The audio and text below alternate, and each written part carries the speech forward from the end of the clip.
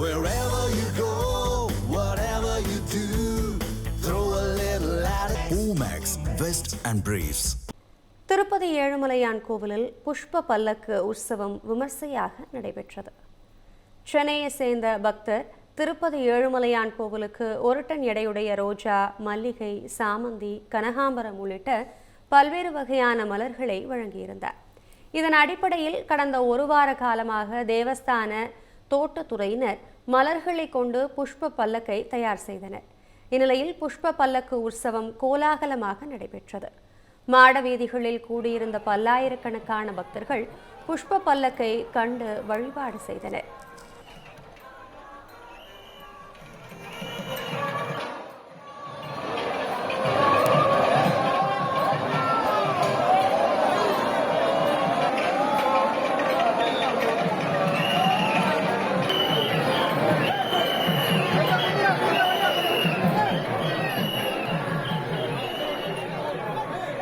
தமிழ் ஜனம் சேனலை சப்ஸ்கிரைப் பண்ணாமல் பார்த்துட்டு இருந்தீங்கன்னா மறக்காமல் சப்ஸ்கிரைப் பண்ணிடுங்க.